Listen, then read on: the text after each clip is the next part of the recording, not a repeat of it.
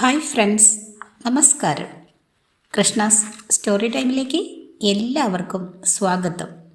എല്ലാവർക്കും ശ്രീരാമചന്ദ്ര ഭഗവാന്റെ അനുഗ്രഹാശിസുകൾ ഉണ്ടാകട്ടെ എന്ന് പ്രാർത്ഥിക്കുന്നു. രാമായണം കഥ കേൾക്കാം.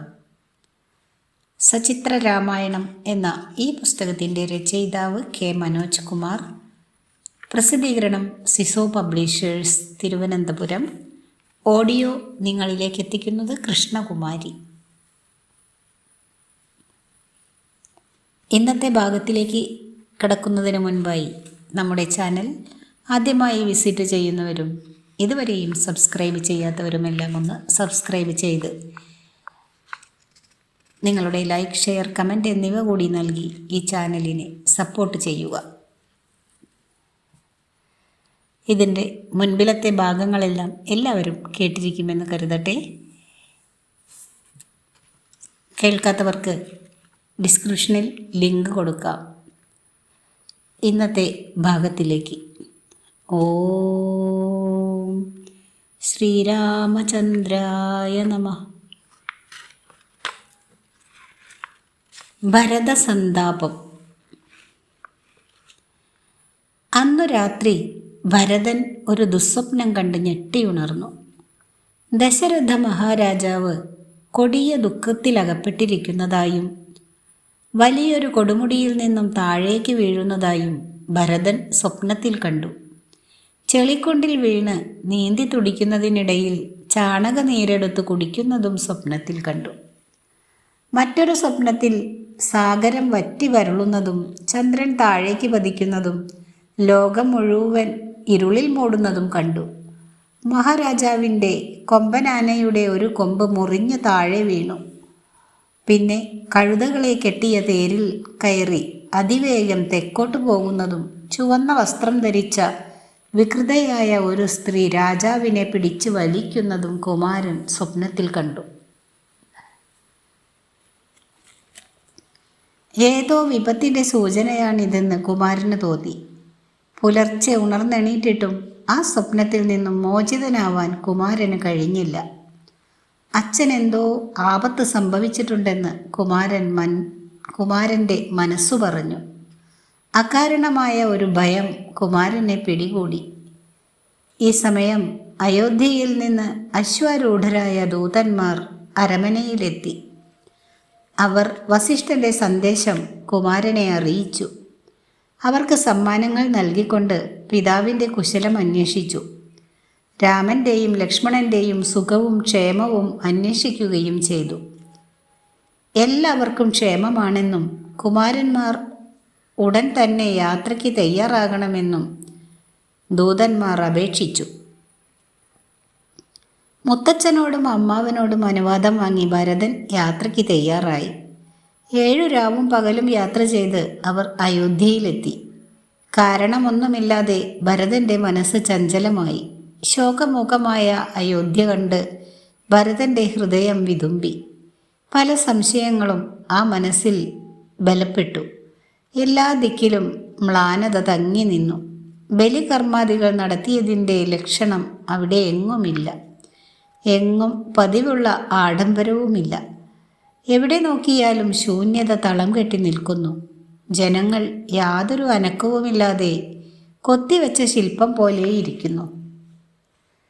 ഐശ്വര്യപൂരിതമായിരുന്ന അയോധ്യാപുരി തീരെ മാറിയത് കണ്ട് ഭരതൻ്റെ മനസ്സ് തളർന്നു. പതറുന്ന കാൽവെപ്പോടെ പിതാവിൻ്റെ അരമനയിലേക്ക് കുമാരൻ ചെന്നു. എവിടെ നോക്കിയിട്ടും അച്ഛനെ കാണാതെ പരിഭ്രമിച്ച ഭരതൻ അമ്മയുടെ കൊട്ടാരത്തിലേക്ക് ഓടിയെത്തി. അമ്മയുടെ പാദങ്ങളിൽ വീണ് കുമാരൻ നമസ്കരിച്ചു. മകനെ ആലിംഗനം ചെയ്ത് അവർ മടിയിലിരുത്തി. പിന്നീട് കേകേയത്തെക്കുറിച്ച് ചോദിച്ചു. ഭരതൻ വിശേഷങ്ങൾ ചുരുക്കി പറഞ്ഞു. എന്നിട്ട് ഉദ്വേഗത്തോടെ അച്ഛനെക്കുറിച്ച് അന്വേഷിച്ചു. കൈകേയിയാകട്ടെ മഹാരാജാവ് പുണ്യലോകം പ്രാപിച്ച കാര്യം യാതൊരു വിഷമവുമില്ലാതെ ഭരതനെ അറിയിച്ചു. ഇതു കേട്ടതും ഭരതകുമാരൻ വെട്ടിയിട്ട വാഴത്തട പോലെ നിലത്തു വീണു. ബോധം തിരിച്ചു കിട്ടിയ കുമാരൻ ഒരു കൊച്ചുകുട്ടിയെപ്പോലെ വാവിട്ട് നിലവിളിക്കാൻ തുടങ്ങി. കൈകേയി മകനെ ആശ്വസിപ്പിച്ചു. മഹാരാജാവിൻ്റെ പുത്രനായ കുമാരൻ സാധാരണക്കാരനെ പോലെ വിലപിക്കരുതെന്ന് അമ്മ മകനെ ഉപദേശിച്ചു. കുമാരനാകട്ടെ എത്ര ശ്രമിച്ചിട്ടും ദുഃഖമകറ്റാൻ കഴിയുന്നുമില്ല. അച്ഛൻ ജ്യേഷ്ഠൻ്റെ അഭിഷേകത്തിനായാവും തന്നെ വിളിപ്പിച്ചത് എന്നാണ് താൻ കരുതിയതെന്ന് ആ സാധു അമ്മയോട് പറഞ്ഞു. അല്ലെങ്കിൽ ഏതെങ്കിലും യാഗകർമ്മങ്ങൾ നടത്താനാവുമെന്നാണ് ധരിച്ചത്. അച്ഛനെ അവസാന നിമിഷങ്ങളിൽ ശുശ്രൂഷിക്കാൻ കഴിയാത്തതിൽ ഭരതന് അതിയായ ദുഃഖം തോന്നി. അതിനുള്ള ഭാഗ്യം ലഭിച്ച രാമലക്ഷ്മണന്മാർ സുകൃതം ചെയ്തവരാണെന്ന് ഭരതന് തോന്നി. ധർമ്മനിഷ്ഠനായ മഹാരാജാവ് അവസാനമായി പറഞ്ഞതെന്താണെന്ന് ഭരതൻ കൈകേയിയോട് ചോദിച്ചു. ആ സന്ദേശമെങ്കിലും കേൾക്കാൻ തനിക്ക് കഴിയട്ടെ എന്ന് കുമാരൻ ആശ്വസിച്ചു. ആ ചോദ്യത്തിന് കൈകേയി സത്യസന്ധമായി തന്നെ മറുപടി പറഞ്ഞു. ഉണ്ണി, മഹാരാജാവ് ഹാ രാമ, ലക്ഷ്മണ, ഹാ സീതേ എന്നിങ്ങനെ വിലപിച്ചുകൊണ്ടാണ് സ്വർഗം പോകിയത്. ലക്ഷ്മണനോടും സീതയോടുമൊപ്പം തിരിച്ചു വരുന്ന രാമനെ കാണാനുള്ള ഭാഗ്യം സിദ്ധിച്ചവരാണ് യഥാർത്ഥ ഭാഗ്യശാലികൾ എന്നുകൂടി ചക്രവർത്തി മരണശയ്യയിൽ വെച്ച് പറഞ്ഞു. ഒന്നും മനസ്സിലാവാതെ ഭരതൻ കുഴങ്ങി. രാമലക്ഷ്മണന്മാരും സീതയും എവിടെ പോയി എന്നും കുമാരന് മനസ്സിലായില്ല. കുമാരനിൽ പലതരത്തിലുള്ള സംശയങ്ങളും ഉയർന്നു പൊന്തി. പ്രിയപുത്രന് ഏറ്റവും സന്തോഷകരമായ കാര്യം പറയുന്നുവെന്ന മട്ടിലുള്ള ഉത്തരമാണ് കൈകേയി ഭരതന് നൽകിയത്. രാമനെ വനവാസത്തിനയച്ചു. ലക്ഷ്മണനും സീതയും കുമാരനെ അനുഗമിച്ചു. അതിനു തക്കതായ എന്തു തെറ്റാണ് ജ്യേഷ്ഠൻ ചെയ്തതെന്ന് ഭരതന് പിടികിട്ടിയില്ല. ബ്രാഹ്മണരുടെ ധനം കവർന്നോ? ആരെയെങ്കിലും കാരണം കൂടാതെ നിഗ്രഹിച്ചോ? അതോ മറ്റൊരാളുടെ ഭാര്യയെ മോഹിച്ചോ? അതെന്തായാലും തന്നോട് പറയാൻ ഭരതൻ അമ്മയോട് ആവശ്യപ്പെട്ടു. വരം വാങ്ങി താൻ ഭരതനെ രാജാവാക്കാൻ നിശ്ചയിച്ചതും രാമനെ കാട്ടിലയച്ചതും കൈകേയി ഉത്സാഹത്തോടെ ഭരതനോട് പറഞ്ഞു. സത്യത്തിൽ നിന്ന് അണുവിട മാറാത്ത മഹാരാജാവ് തൻ്റെ ആവശ്യപ്രകാരം രാമനെ കാട്ടിലേക്ക് അയക്കുകയും ഭരതന് രാജ്യം നൽകുകയും ചെയ്തുവെന്നും ധരിപ്പിച്ചു. പ്രിയപുത്രൻ്റെ വിയോഗ ദുഃഖത്താലാണ് അയോധ്യ ചക്രവർത്തി മരണം വരിച്ചതെന്നുള്ള വിവരവും കൈകേയി മകന് പറഞ്ഞു കൊടുത്തു. മകനെ, നീ ഉടനെ ചെയ്യേണ്ടത് ഋഷിമാരെയും വിപ്രന്മാരെയും ക്ഷണിച്ച് അഭിഷേകം നടത്തുക എന്നതാണ്. വ്യസനവും ചാഞ്ചല്യവും ഉണ്ടാക്കേണ്ട കാര്യമില്ല. ഈ വിശാലമായ രാജ്യം നിന്റെ അധീനതയിലാണ്. കൈകേയിയുടെ വാക്കുകൾ കേൾക്കാനുള്ള ശക്തിയില്ലാതെ ഭരതൻ ചെവികൾ പൊത്തി. രാമചന്ദ്രനെ വിളിച്ച് വിലപിച്ചുകൊണ്ട് പ്രജ്ഞയറ്റ് നിലത്ത് വീഴുകയും ചെയ്തു. തന്നെ പ്രസവിച്ച കൈകേയിയോട് കുമാരന് അടക്കാനാവാത്ത കോപം തോന്നി.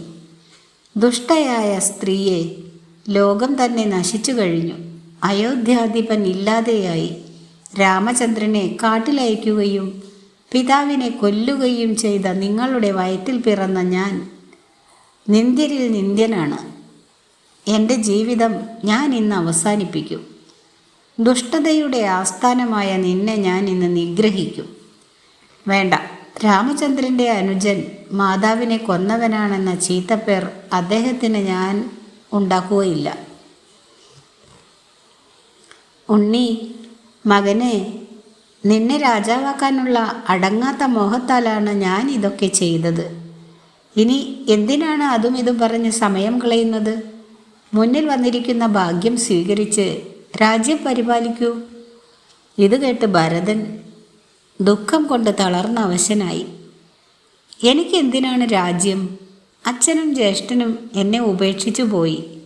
പിതാവിനെ കൊന്ന് ജ്യേഷ്ഠനെ മുനിയാക്കി എൻ്റെ അച്ഛനറിയാതെ അഗ്നിയെയാണല്ലോ ആലിംഗനം ചെയ്തത്. എൻ്റെ പിതാവിനെ കൊന്ന നിന്നെ എനിക്ക് കാണേണ്ട. സ്വന്തം അമ്മയേക്കാൾ രാമദേവൻ നിന്നെയാണല്ലോ ശുശ്രൂഷിച്ചത്. കൗസല്യാദേവിയുടെയും സുമിത്രാദേവിയുടെയും മുഖത്ത് ഞാൻ എങ്ങനെ നോക്കും? രാമചന്ദ്രനും ലക്ഷ്മണകുമാരനുമില്ലാതെ എങ്ങനെ നാടുവാഴാൻ കഴിയും? കാളകൾ വഹിച്ചിരുന്ന ഈ ഭാരിച്ച നാട് ഒരു പശുക്കുട്ടിയായ ഞാൻ എങ്ങനെ കൊണ്ടു നടക്കും? വംശത്തിൻ്റെ പാരമ്പര്യമനുസരിച്ച് ജ്യേഷ്ഠനാണ് രാജാവാകേണ്ടത്. സ്വാർത്ഥതയുടെ മുന്നിൽ നീ രാജധർമ്മം മറന്നു. ഒരു കാര്യം മാത്രം അറിഞ്ഞാൽ മതി, നിന്റെ ആഗ്രഹം നടക്കാൻ പോകുന്നില്ല. ഞാൻ ജ്യേഷ്ഠനെ കാട്ടിൽ നിന്ന് ഇവിടെ കൊണ്ടുവരും. പിന്നീട് അഭിഷേകം നടത്തി രാജാവായി വാഴിക്കും. ഭരതനിൽ നിന്നുള്ള പ്രതികരണം ഇത്തരത്തിലായപ്പോഴേക്കും കൈകേയി ദുഃഖമടക്കുവാൻ കഴിയാതെ തേങ്ങിക്കരഞ്ഞു. ഭരതന്റെ വിലാപം കൊട്ടാരത്തിൽ നിറയെ അലയടിച്ചു. അടുത്ത ഭാഗം ഭരതശപഥം. കൈകേയിയുടെ അടുത്ത് നിൽക്കും തോറും ഭരതന്റെ കോപം വർദ്ധിച്ചു വന്നു. കൈകേയി അയോധ്യ വിട്ട് ദൂരെ പോകേണ്ടതാണെന്ന് ഭരതൻ വിധിച്ചു. രഘുവംശം നശിപ്പിച്ച കൈകേയി ഒരിക്കലും അശ്വപതി രാജാവിൻ്റെ പുത്രിയല്ലെന്നും ഭരതൻ പറഞ്ഞു. പതിവ്രതയായ കൗസല്യയ്ക്ക് പുത്രവിയോഗ ദുഃഖം നൽകിയ കൈകേയിക്ക് നരകമാണ് വിധിച്ചിട്ടുള്ളത്. ഏത് അമ്മയ്ക്കും തങ്ങളുടെ മക്കൾ പ്രിയപ്പെട്ടവരാണെന്ന് സത്യം മറക്കരുത്. കുമാരൻ അപ്പോൾ കാമധേനുവിൻ്റെ കഥ പറഞ്ഞു കൊടുത്തു. ഒരിക്കൽ ജോലി ചെയ്തു തളർന്ന 2 കാളകൾ വയലിൽ വീണ് കിടക്കുന്നത് കാമധേനു കണ്ടു. മക്കളുടെ ദുഃഖം കാമധേനുവിൻ്റെ മനസ്സിനെ വല്ലാതെ ഉലച്ചു. ദേവിയിൽ നിന്നും കണ്ണീർ ഇറ്റു വീണു. അത് അടുത്തുകൂടി പോയിരുന്ന ദേവേന്ദ്രൻ്റെ ദേഹത്താണ് പതിച്ചത്. ഇന്ദ്രൻ ഉടൻ തന്നെ കാമധേനുവിൻ്റെ മുന്നിലെത്തി ദുഃഖത്തിൻ്റെ കാരണം എന്താണെന്ന് ആരാഞ്ഞു. ദാനവരോ അസുരന്മാരോ തന്നെ ദ്രോഹിച്ചിട്ടില്ലെന്നും തൻ്റെ മക്കൾ കഷ്ടപ്പെടുന്നത് കണ്ടതിനാലാണ് ദുഃഖമുണ്ടായതെന്നും കാമധേനു ഇന്ദ്രനെ അറിയിച്ചു. പണിയെടുത്ത് എല്ലും തൊലിയും മാത്രമായി മാറിയ കാളകളെ ദേവി കാണിച്ചു കൊടുത്തു. തൻ്റെ ദേഹത്തിൽ നിന്ന് ജനിച്ച അവരുടെ കഷ്ടപ്പാട് കണ്ട് തനിക്ക് സഹിക്കാൻ കഴിഞ്ഞില്ല എന്നും ദേവി പറഞ്ഞു. മാത്രമല്ല, മക്കൾക്ക് നൽകും പോലെ മറ്റാർക്കും സ്നേഹം നൽകാൻ ഒരമ്മയ്ക്കും കഴിയുകയില്ല.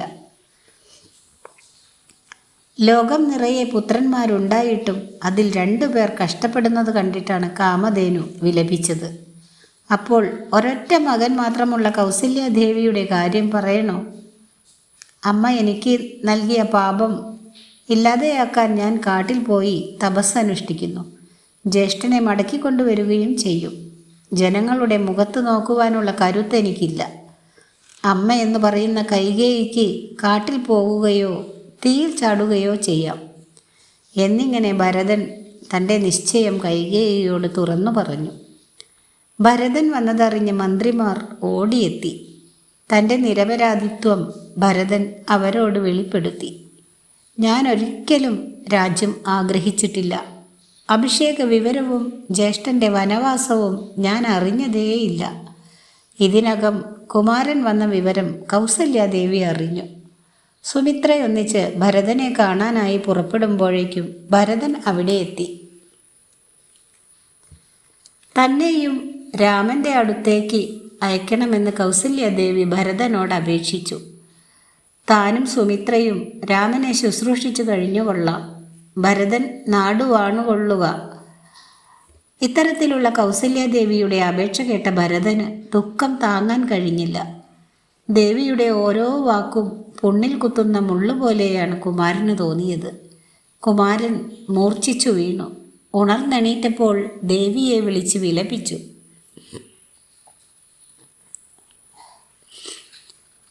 അമ്മേ, ഒന്നും അറിയാത്ത എന്നെ ശപിക്കരുതേ. ഞാൻ ജ്യേഷ്ഠനെ അങ്ങേയറ്റം സ്നേഹിക്കുകയും ബഹുമാനിക്കുകയും ചെയ്യുന്നു.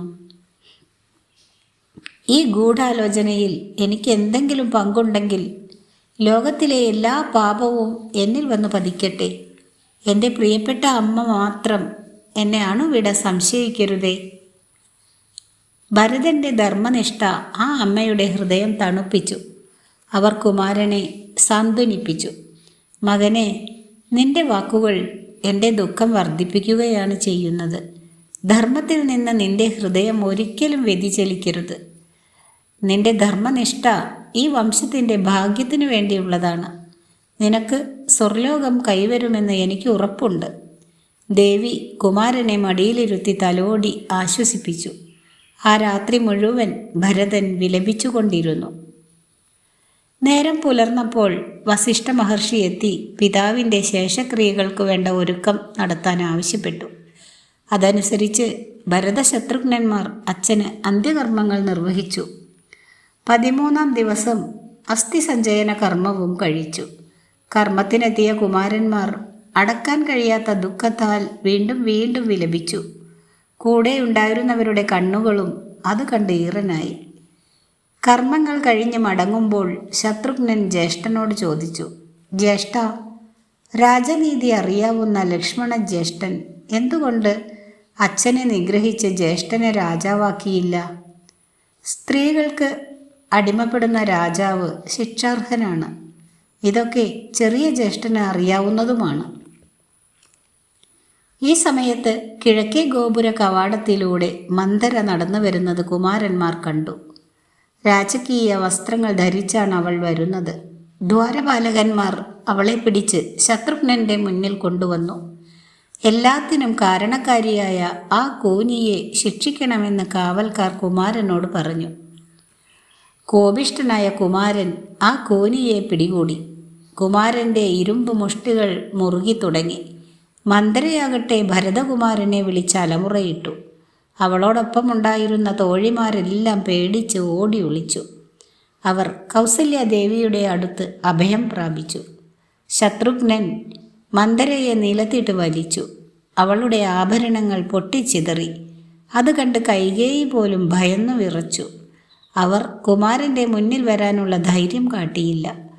ഇത്രയും ആയപ്പോഴേക്കും ഭരതൻ ഓടിയെത്തി അനുജനെ ശാസിച്ചു. അനുജ, സ്ത്രീകളെ വധിച്ചുകൂടാ. ഈ ദുഷ്ടയെ കൊന്നുവെന്നറിഞ്ഞാൽ ജ്യേഷ്ഠൻ നമ്മോട് കോപിക്കും. മാത്രമല്ല എന്നോടും നിന്നോടും സംസാരിക്കുക പോലും ചെയ്യില്ല. ഭരതൻ്റെ വാക്കുകൾ കേട്ട കുമാരൻ മന്ദരയെ വെറുതെ വിട്ടു. അവർ ഓടി കൈകേയിയുടെ അടുത്തെത്തി. 14-ാം ദിവസം രാജ്യാഭിഷേകത്തിന് ഉള്ള ഒരുക്കങ്ങൾ പൂർത്തിയാക്കി. മന്ത്രിമാർ ഭരതനെ വിളിച്ച് രാജ്യഭാരം ഏൽക്കണമെന്ന് അഭ്യർത്ഥിച്ചു. വസിഷ്ഠ മഹർഷി അഭിഷേകത്തിനുള്ള ഒരുക്കങ്ങൾ ശരിയാണോ എന്ന് പരിശോധിച്ചു. ഈ സമയം ദുഃഖം കൊണ്ട് വീർപ്പുമുട്ടിയ ഭരതൻ വസിഷ്ഠ മഹർഷിയോട് തൻ്റെ നിശ്ചയം അറിയിച്ചു. ഇക്ഷ്വാകു വംശത്തിൻ്റെ പാരമ്പര്യമനുസരിച്ച് മൂത്തയാളാണ് രാജാവാകേണ്ടത്. അതിനാൽ രാമചന്ദ്രസ്വാമിക്കാണ് അതിനുള്ള അവകാശം. ജ്യേഷ്ഠനെ ഞാൻ മടക്കിക്കൊണ്ടുവരാം. പകരം ഞാൻ 14 സംവത്സരം വനവാസം ചെയ്യാം. അഭിഷേകത്തിനുള്ള സാമഗ്രികളുമായി നിങ്ങൾ മുമ്പേ നടക്കുക.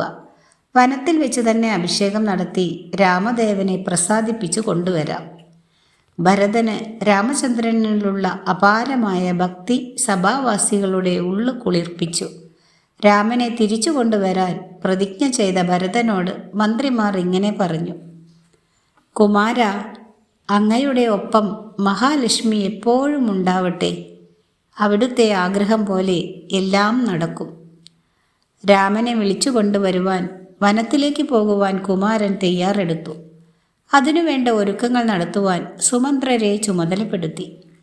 വഴി തെളിച്ച് വൃത്തിയാക്കുന്നതിനും താവളങ്ങൾ കെട്ടിയുണ്ടാക്കുന്നതിനും ആയിരക്കണക്കിന് ആളുകളെ നിയോഗിച്ചു.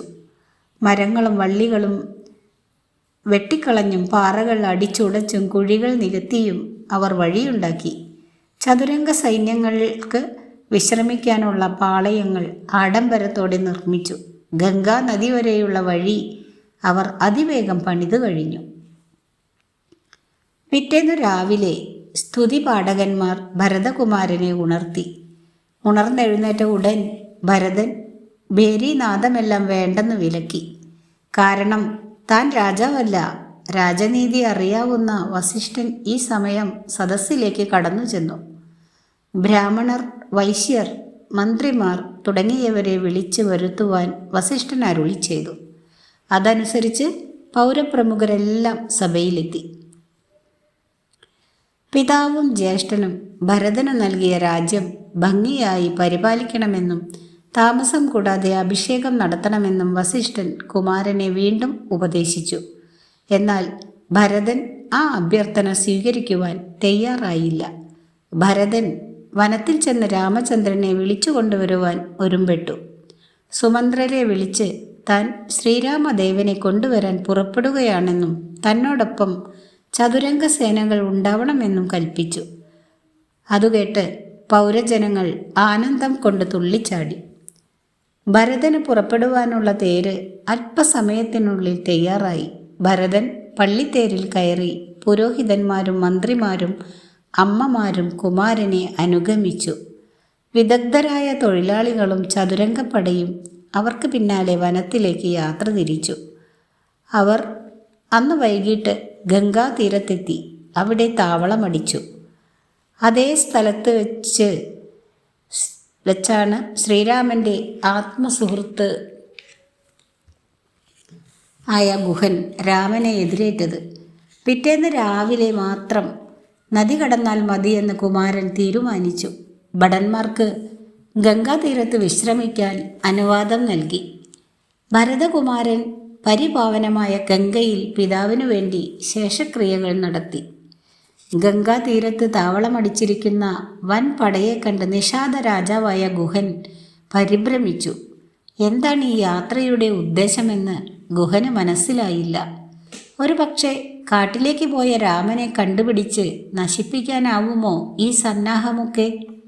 അങ്ങനെയെങ്കിൽ കരുത്തുപയോഗിച്ച് അതിനെ തടഞ്ഞേ പറ്റൂ. ഇങ്ങനെ ചിന്തിച്ച ഗുഹൻ സൈന്യത്തോട് ജാഗരൂകരായിരിക്കുവാൻ ആജ്ഞാപിച്ചു. ഗംഗാതീരത്ത് സുസജ്ജമായ കാവൽ അദ്ദേഹം ഏർപ്പെടുത്തി. അതിനു പുറമെ നദിയിൽ സായുധരായ ഭടന്മാരെ നിറച്ച തോണികൾ ഇറക്കാനും കൽപ്പന കൊടുത്തു. ഇത്രയും കാര്യങ്ങൾ ചെയ്ത ശേഷം ഗുഹൻ ഉപഹാരങ്ങളുമായി ഭരതൻ്റെ സമീപമെത്തി. ഗുഹന്റെ വരവ് കണ്ട സുമന്ത്രർ അത് നിഷാദ രാജാവും രാമചന്ദ്രൻ്റെ ആത്മമിത്രവുമായ ഗുഹനാണ് എന്ന് കുമാരനോട് പറഞ്ഞുകൊടുത്തു. മാത്രമല്ല, രാമലക്ഷ്മണന്മാർ താമസിക്കുന്ന സ്ഥലത്തെക്കുറിച്ച് അദ്ദേഹത്തിന് നന്നായി അറിയാമെന്നും സുമന്ത്രർ അറിയിച്ചു. ഭരതൻ്റെ മുന്നിലെത്തിയ ഗുഹൻ സ്നേഹബഹുമാനങ്ങളോടെ കുമാരനെ നമസ്കരിച്ചു.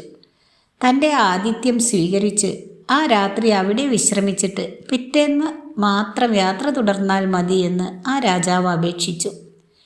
രാമൻ്റെ ഉത്തമ സുഹൃത്തായ ഗുഹനോട് കുമാരൻ കുശലമാരാഞ്ഞു.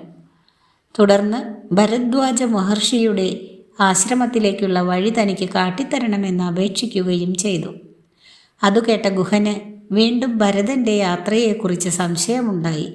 അതിനാൽ കുമാരൻ്റെ യാത്രയുടെ ഉദ്ദേശമെന്തെന്നറിയാൻ തനിക്ക് താല്പര്യമുണ്ടെന്ന് ഗുഹൻ ഭരതനെ അറിയിച്ചു. രാമനെ എതിർക്കാനായല്ല ഈ യാത്ര എന്ന് ഞാൻ കരുതുന്നതായി നിഷാദ രാജാവ് പറഞ്ഞു.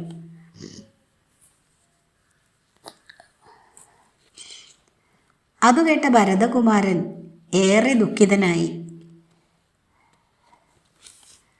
രാമനെ എതിർക്കാനായല്ലേ ഈ യാത്ര എന്ന് താൻ കരുതുന്നതായി നിഷാദ രാജാവ് പറഞ്ഞു. അതുകേട്ട ഭരതകുമാരൻ ഏറെ ദുഃഖിതനായി.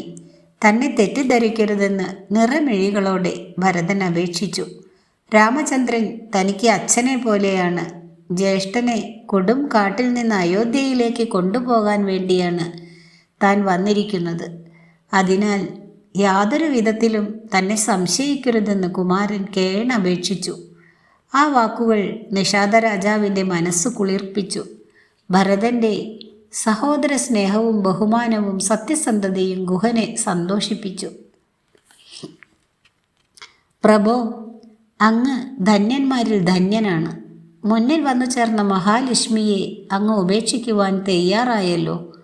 എന്നിട്ട് രാമചന്ദ്രസ്വാമിയുടെ വനവാസം തീർത്ത് മടക്കിക്കൊണ്ടുവരുവാൻ ഇറങ്ങിത്തിരിക്കുകയും ചെയ്തല്ലോ.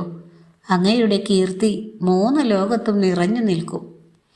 ഇതിനിടെ സൂര്യൻ അസ്തമിച്ചു. നിഷാദ രാജാവിൻ്റെ ആഗ്രഹമനുസരിച്ച് അവർ ആ രാത്രി അവിടെ കഴിച്ചുകൂട്ടി. ഇതിനിടെ ഗുഹൻ ലക്ഷ്മണൻ്റെ സഹോദര സ്നേഹത്തെക്കുറിച്ച് കുമാരനോട് വിശദമായി പറഞ്ഞു. കുലച്ച വില്ലേന്തി കണ്ണിമ വെട്ടാതെയാണ് ലക്ഷ്മണൻ ശ്രീരാമനും സീതാദേവിക്കും കാവൽ നിന്നത്. രാത്രി മുഴുവൻ അച്ഛനെക്കുറിച്ചും കൗസല്യാദേവിയെക്കുറിച്ചും ഓർത്ത് ലക്ഷ്മണകുമാരൻ്റെ മനസ്സ് വിങ്ങി പൊട്ടുകയായിരുന്നു. തങ്ങൾ നിർമ്മിച്ചു കൊടുത്ത മെത്തയിൽ കിടക്കുവാനോ തങ്ങളെ കാവലിനായി നിർത്തുവാനോ ലക്ഷ്മണകുമാരൻ തയ്യാറായില്ല എന്ന വിവരം ഗുഹൻ ഭരതനെ ധരിപ്പിച്ചു. ഇങ്ങനെ സംസാരിച്ചു കൊണ്ടിരിക്കെ കിഴക്ക് സൂര്യൻ പൊട്ടി വിരിഞ്ഞു. രാമന്റെ വർത്തമാനം അറിയും തോറും ഭരതന്റെ ഹൃദയം വിങ്ങി പൊട്ടിക്കൊണ്ടിരുന്നു. രാമനും സീതയും കിടന്നുറങ്ങിയ പുൽമെത്ത കണ്ട് ഭരതന് സങ്കടം സഹിക്കാൻ കഴിഞ്ഞില്ല.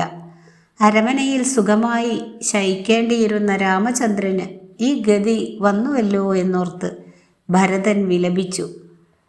താൻ മൂലമാണല്ലോ ഇതെല്ലാം സംഭവിച്ചതെന്നോർത്ത് ഭരതൻ പശ്ചാത്താപവിവശനായി. തുഴക്കാരനില്ലാത്ത തോണി പോലെയായി എൻ്റെ ജീവിതം. അച്ഛൻ ഈ ലോകം വിട്ടുപോയി, ജ്യേഷ്ഠനാകട്ടെ വനത്തിലേക്കും. പക്ഷേ അയോധ്യ രാജ്യം ഒരിക്കലും ആക്രമിക്കപ്പെടുകയില്ല. വനത്തിൽ ജീവിക്കുകയാണെങ്കിലും രാമദേവന്റെ കൈക്കരുത്തിനെക്കുറിച്ച് 3 ലോകങ്ങളിലുള്ളവർക്കും അറിയാം. ആ കരുത്ത് തന്നെയാണ് അയോധ്യയ്ക്ക് കാവൽ. ഇന്നു മുതൽ ഞാനും ജ്യേഷ്ഠനെ പോലെ മരത്തോലും ജടയും ധരിച്ച് കായ്കനികൾ ഭക്ഷിച്ച് വെറും നിലത്ത് ശയിക്കും. ജ്യേഷ്ഠൻ അയോധ്യയിലേക്ക് മടങ്ങി വരട്ടെ. എന്നോടൊന്നിച്ച് ശത്രുഘ്നൻ വനവാസത്തിനുണ്ടാവും. തൻ്റെ അപേക്ഷ ശ്രീരാമൻ സ്വീകരിച്ചില്ലെങ്കിൽ താനും ലക്ഷ്മണനെ പോലെ വനത്തിൽ താമസിക്കുമെന്ന് ഭരതൻ പറഞ്ഞു. ഗുഹൻ അനേകം തോണികൾ തയ്യാറാക്കി മഹാസൈന്യങ്ങളോടുകൂടി തന്നെ രാജകുമാരന്മാരെ ഗംഗ കടത്തിവിട്ടു. അകലെ നിന്ന് തന്നെ ഭരദ്വാജാശ്രമം ഭരതകുമാരൻ കണ്ടു. സൈന്യത്തെ അവിടെ നിർത്തി മന്ത്രിമാരോടും പരിവാരങ്ങളോടും ഒപ്പം കുമാരൻ പിന്നീട് കാൽനടയായി യാത്ര ചെയ്തു. ആശ്രമ പരിസരത്തിൽ ഭരദ്വാജൻ ഇരിക്കുന്നത് കണ്ടപ്പോൾ മന്ത്രിമാരെ അവിടെ നിർത്തി വസിഷ്ഠന്റെ കൂടെ ഭരതൻ മുന്നോട്ടു ചെന്നു. വസിഷ്ഠനെ കണ്ട ഉടനെ ഭരതനാണ് കൂടെയുള്ളതെന്ന് മഹർഷിക്ക് എളുപ്പം തിരിച്ചറിയാൻ കഴിഞ്ഞു. രണ്ടുപേരെയും അദ്ദേഹം ആദരവോടെ സ്വീകരിച്ച് ആനയിച്ചു. പിന്നീട് വർത്തമാനങ്ങൾ ആരാഞ്ഞു. രാമലക്ഷ്മണന്മാരോട് വഴക്കുണ്ടാക്കാനല്ലല്ലോ പുറപ്പെട്ടിരിക്കുന്നതെന്ന് മഹർഷി കുമാരനോട് ചോദിച്ചു. പുണ്ണിൽ മുള്ളുകുത്തിയതുപോലെ ഭരതൻ അത് കേട്ട് ഞടുങ്ങി. പുണ്ണിൽ മുള്ളുകുത്തിയതുപോലെ ഭരതൻ അത് കേട്ട് ഞടുങ്ങി. തൊണ്ടയിടറിക്കൊണ്ട് ഭരതൻ മുനിയോട് പറഞ്ഞു, ഭഗവാനെ, എല്ലാ കാര്യങ്ങളും അറിയുന്ന അങ്ങ് എന്നെ തെറ്റിദ്ധരിക്കരുത്. എൻ്റെ അമ്മയാണ് എല്ലാ തെറ്റിനും ഉത്തരവാദി. ജ്യേഷ്ഠനെ എങ്ങനെയും സന്തോഷിപ്പിച്ച് മടക്കി കൊണ്ടുപോകാനാണ് ഞങ്ങൾ വന്നിട്ടുള്ളത്. അതിനായി ഞങ്ങളെ അനുഗ്രഹിക്കണം. രാമചന്ദ്രസ്വാമി ഇപ്പോൾ എവിടെയാണ് താമസിക്കുന്നതെന്ന വിവരവും ഞങ്ങളോട് അരുളി ചെയ്യണമേ. രഘുവംശത്തിൽ പിറന്ന ഭരതൻ ഇങ്ങനെയാണ് പെരുമാറേണ്ടതെന്ന് ഭരദ്വാജൻ ഭരതനെ പ്രശംസിച്ചു. ശ്രീരാമചന്ദ്രൻ സീതാലക്ഷ്മണന്മാരോടൊത്ത് ചിത്രകൂട പർവ്വതത്തിലാണ് താമസിക്കുന്നതെന്ന് മഹർഷി വെളിപ്പെടുത്തി. അന്ന് രാത്രി അമാത്യന്മാരോടും സൈന്യങ്ങളോടും ഒന്നിച്ച് അവിടെ താമസിക്കണമെന്നും പിറ്റേന്ന് ജ്യേഷ്ഠൻ്റെ അടുത്തേക്ക് പോകാമെന്നും മഹർഷി അഭ്യർത്ഥിച്ചു. മഹർഷിയുടെ ആഗ്രഹം പോലെ ആശ്രമത്തിൽ തങ്ങാമെന്ന് ഭരതൻ തീരുമാനിച്ചു. പടകളെ മുഴുവൻ ദൂരെ നിർത്താതെ ആശ്രമത്തിലേക്ക് കൊണ്ടുവരുവാൻ ബ്രഹ്മർഷി കുമാരനോട് അഭ്യർത്ഥിച്ചു. ഭരദ്വാജന്റെ ആജ്ഞയെ മാനിച്ച് ഭരതൻ എല്ലാവരെയും ആശ്രമത്തിലേക്ക് വരുത്തി. മഹർഷിയാകട്ടെ അഗ്നിഗൃഹത്തിൽ പ്രവേശിച്ച് അതിഥികൾക്ക് വിരുന്നു നൽകാൻ വിശ്വകർമാവിനോട് അപേക്ഷിച്ചു. ആ സമയം പ്രകൃതി തന്നെ മാറി എവിടെയും സന്തോഷകരമായ അന്തരീക്ഷം തങ്ങി നിന്നു. വസന്തകാലത്തെ പോലെ മരങ്ങൾ പൂവിട്ടു. ആ വിജനമായ സ്ഥലത്ത് എല്ലാവർക്കും താമസിക്കാൻ വേണ്ട പാർപ്പിടങ്ങൾ ഉടൻ തന്നെ ഒരുങ്ങി. ദേവഗന്ധർവന്മാർ വീണാനാദം മുഴക്കി. അപ്സര സ്ത്രീകൾ അതിനൊത്ത് നൃത്തം ചെയ്തു. ശരത്കാല മേഘങ്ങൾ പോലെ ശോഭിച്ച രാജമന്ദിരങ്ങൾ വിശ്വകർമാവ് സൃഷ്ടിച്ചു കൊടുത്തു. ഭരതകുമാരനും ആചാര്യന്മാരും അവിടേക്ക് പ്രവേശിച്ചു. അമ്മമാരും അവരോടൊപ്പം ചെന്നു. ഭരതൻ ആ രാജസദസ്സിൽ ഉണ്ടായിരുന്ന സിംഹാസനത്തെ പ്രദക്ഷിണം വെച്ചു. രാമചന്ദ്രനെ സങ്കൽപ്പിച്ച് നമസ്കരിച്ചു. എന്നിട്ട് അടുത്തുണ്ടായിരുന്ന മന്ത്രിമാരുടെ ഇരിപ്പിടത്തിൽ പോയിരുന്നു. മറ്റുള്ളവർ അവരവരുടെ സ്ഥാനങ്ങളിൽ ഇരുന്നു. തുടർന്ന് ശ്രേഷ്ഠവും സ്വാദിഷ്ടവുമായ ഭക്ഷണം വിളമ്പി. ആവശ്യത്തിനനുസരിച്ച് അവർക്ക് വേണ്ടുവോളം മദ്യവും മാംസവും നൽകപ്പെട്ടു. ബടജനങ്ങളാകട്ടെ അതുതന്നെയാണ് സ്വർഗം എന്ന് ധരിച്ച് വിവശരായി 20,000 ദേവസ്ത്രീകൾ ദേവേന്ദ്രൻ്റെ നിർദ്ദേശപ്രകാരം അവിടെ എത്തി. ഗന്ധർവ രാജാക്കന്മാരും നാരദൻ തുടങ്ങിയവരും കുമാരൻ്റെ മുന്നിലെത്തി. അന്തരീക്ഷത്തിൽ ദിവ്യ സംഗീതം ഉയർന്നു. എല്ലാം ഒരു സ്വപ്നം പോലെ അവർക്ക് തോന്നി. ഭക്ഷണം കഴിച്ച് എല്ലാവരും ആ രാത്രി അവിടെ സുഖമായി കഴിച്ചുകൂട്ടി. പിറ്റേന്ന് രാവിലെ ജ്യേഷ്ഠൻ്റെ ആശ്രമത്തിലേക്കുള്ള വഴി ഭരതൻ മുനിയോട് ചോദിച്ചു മനസ്സിലാക്കി. അവിടെ നിന്ന് 2.5 കാതം ദൂരെ എത്തുമ്പോൾ ചിത്രകൂട പർവ്വതം കാണാമെന്ന് മഹർഷി പറഞ്ഞു. മന്ദാകിനി നദീതീരത്ത് ചിത്രകൂട പർവ്വതത്തോട് ചേർന്ന് ഒരു പർണശാല കാണാം. അവിടെയാണ് ശ്രീരാമ സീത ലക്ഷ്മണന്മാർ താമസിക്കുന്നതെന്ന് പറഞ്ഞു കൊടുത്തു. മഹാറാണിമാർ തേരുകളിൽ നിന്നിറങ്ങി മഹർഷിയുടെ മുന്നിലെത്തി നമസ്കരിച്ചു. ലേവരുടെ എല്ലാം പഴികേട്ട് ലജ്ജിച്ച് തലകുനിച്ച് നിന്നിരുന്ന കൈകേയിയും സാഷ്ടാംഗം നമസ്കരിച്ചു. അമ്മമാരെല്ലാം ഭരതൻ്റെ അടുത്ത് ചെന്നതിനെ തുടർന്ന് ഭരതൻ അവരെ മഹർഷിക്ക് പരിചയപ്പെടുത്തി. ഭഗവാനെ, ദുഃഖം കൊണ്ട് മെലിഞ്ഞു കാണപ്പെടുന്ന ഈ ദേവിയാണ് രാമചന്ദ്രൻ്റെ അമ്മയായ കൗസല്യാദേവി. ഇടതുവശത്ത് പൂക്കളെല്ലാം കൊഴിഞ്ഞ കൊന്നമരം പോലെ നിൽക്കുന്നത് ലക്ഷ്മണ ശത്രുഘ്നന്മാരുടെ അമ്മയായ സുമിത്രാദേവിയാണ്. മറ്റേത് എൻ്റെ അച്ഛൻ്റെ മരണത്തിനും രാമചന്ദ്രൻ്റെ വനവാസത്തിനും കാരണക്കാരിയായ കൈകേയിയാണ്. ഈ ദുഷ്ടയായ സ്ത്രീ മൂലമാണ് എനിക്ക് ആപത്തുകളെല്ലാം ഉണ്ടായത്. കോപം മൂലം ഭ്രാന്തചിത്തനായ ഭരതനെ മഹർഷി ആശ്വസിപ്പിച്ചു. ഉണ്ണി, കൈകേയിയെ കുറ്റപ്പെടുത്തരുത്. വനവാസം മൂലം രാമന് കീർത്തിയാണ് ലഭിക്കുക. ദേവന്മാർക്കും താപസന്മാർക്കും അസുരന്മാർക്കും രാമൻ്റെ വനവാസം മൂലം നന്മയുണ്ടാവും. ഭരദ്വാജനെ സാഷ്ടാംഗം നമസ്കരിച്ച് ഭരതൻ പടകളോടൊപ്പം ചിത്രകൂടത്തിലേക്ക് പുറപ്പെട്ടു. ഇതോടുകൂടി ഇന്നത്തെ വീഡിയോ ഇവിടെ അവസാനിപ്പിക്കുന്നു. അടുത്ത ഭാഗവുമായി അടുത്ത ദിവസം വരുന്നതാണ്. വീഡിയോ ഇഷ്ടമായാൽ എല്ലാവരും ഒന്ന് ലൈക്ക് ചെയ്യുക. Thank you.